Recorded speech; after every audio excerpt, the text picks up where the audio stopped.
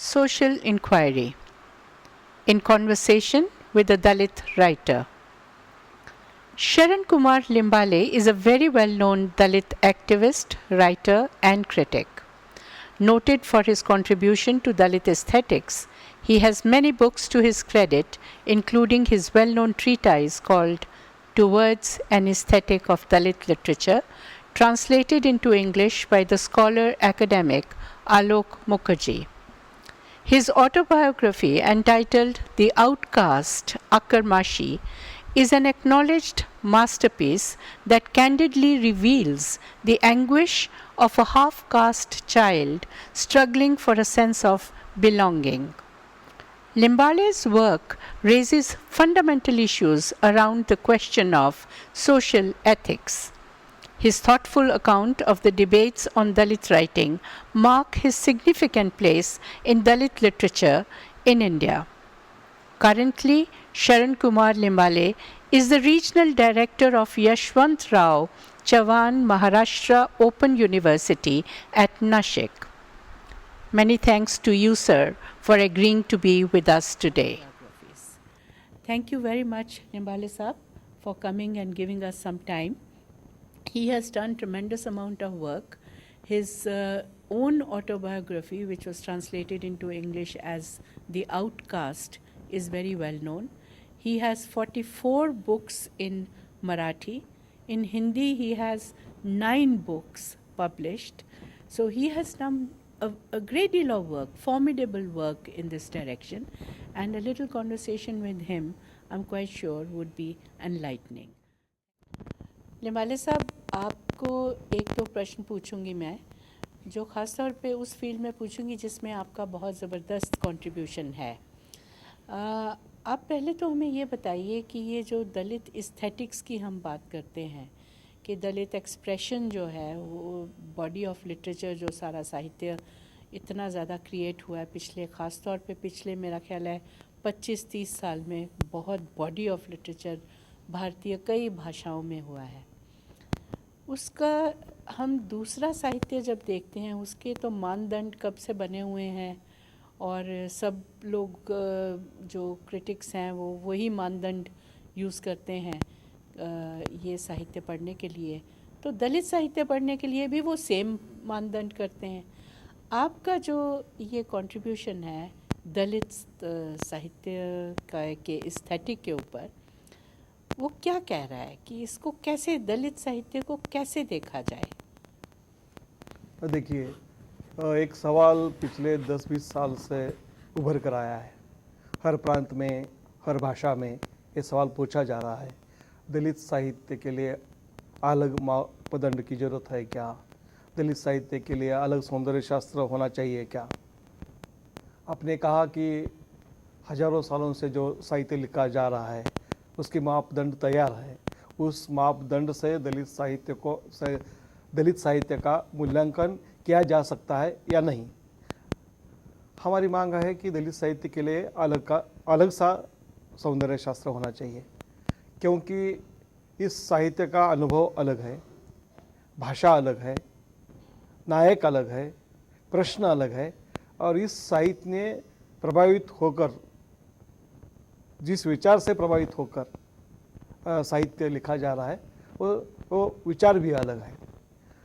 आज तक जो साहित्य लिखा गया है वो मनोरंजन के लिए लिखा गया है, मध्य वर्ग के लिखा गया है, राजा महाराजाओं के लिए लिखा गया है, निसर्ग सौंदर्य के लिए लिखा गया है.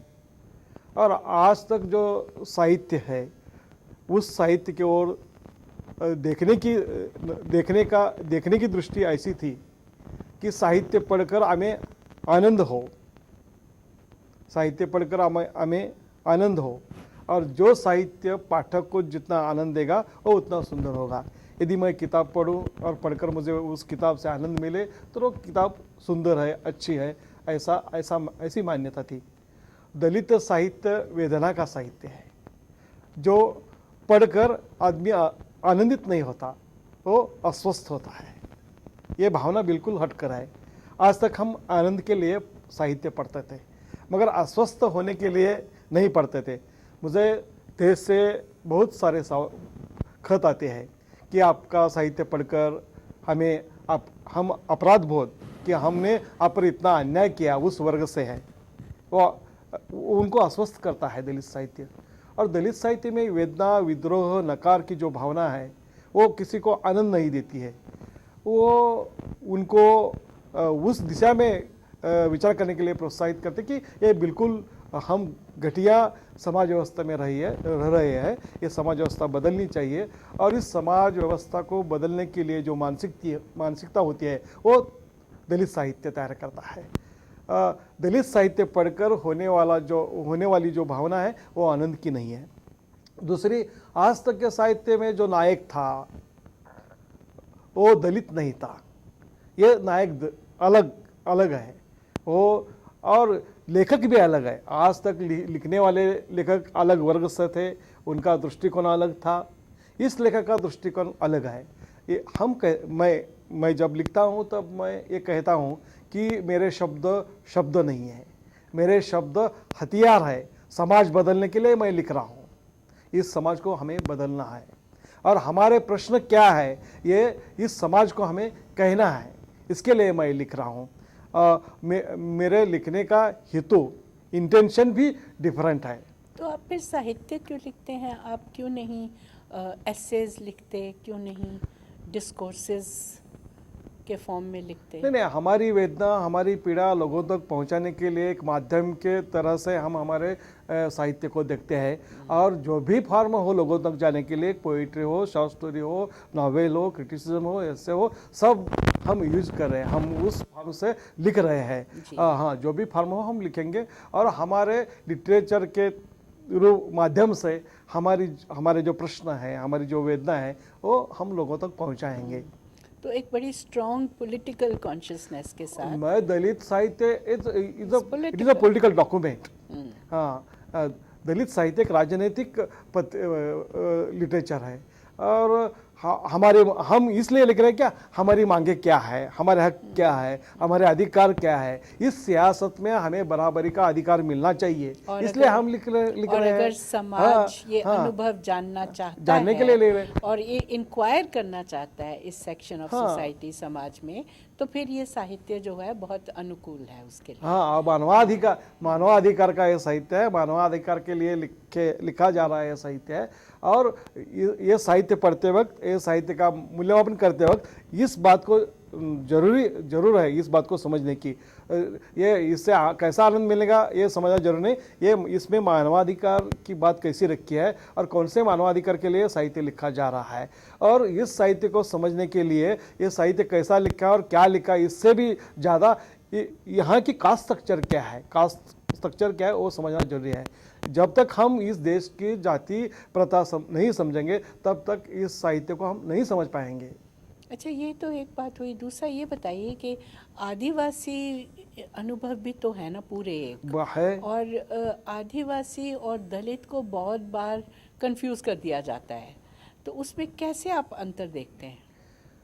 मैं तो आदिवासी और दलित इसमें भेद मानता हूँ, मगर जब हम आंदोलन के लिए देखते हैं तो इसमें दलित, आदिवासी और घुमक्कड़ जातियाँ हम एक ही मानते हैं, मगर सोशली एक नहीं है। उनके प्रश्न अलग है, उनकी मांगे अलग है, उनका कल्चर अलग है, उनकी लैंग्वेज अलग है, उनकी हिस्ट्री अलग है। हम गांव में रहते हैं, वो गांव के बाहर रहते हैं, ये तो डिफरेंस है। दूसरी, उनकी भाषा अलग है, हमारी भाषा अलग है, उनके प्रश्न अलग है, हमारे प्रश्न अलग है, वो और उनका हिस्ट्री अलग है, हमारी हिस्ट्री अलग है। मगर एक कॉमन ये है कि वो भी संघर्ष के लिए लड़ रहे हैं, हम भी संघर्ष के लिए लड़ रहे हैं, और संघर्ष की जो सोच है, जो मूवमेंट है वो एक होनी चाहिए। और जब बटे लड़ेंगे तो हम हमारे प्रश्न सॉल्व नहीं करेंगे, सब कॉमन प्लेटफॉर्म में आना चाहिए। और फुले अंबेडकर का जो विचार है वो लेकर आगे जाएंगे तो हम जाति प्रथा के खिलाफ और सोशल इनजस्टिस के खिलाफ लड़ सकेंगे। और इस तरह से एक नई चेतना निर्माण हो रही है। दलित, आदिवासी और घुमंतु लोग हैं, उनमें ये चेतना निर्माण हो गई है और ये साथ में आ रही है। अभी ये प्रोसेस शुरू हो गई है, मगर दलितों की अलग संगठन है, घुमंतु जातियों के अलग संगठन है और आदिवासी के अलग संगठन है। तो मुद्दा तो ये हुआ सोशल जस्टिस का, और जब तक इसकी हम ठीक से जांच नहीं करते, इंक्वायर नहीं करते, तो जस्टिस कहाँ से आएगा। बहुत बहुत धन्यवाद। Thank you.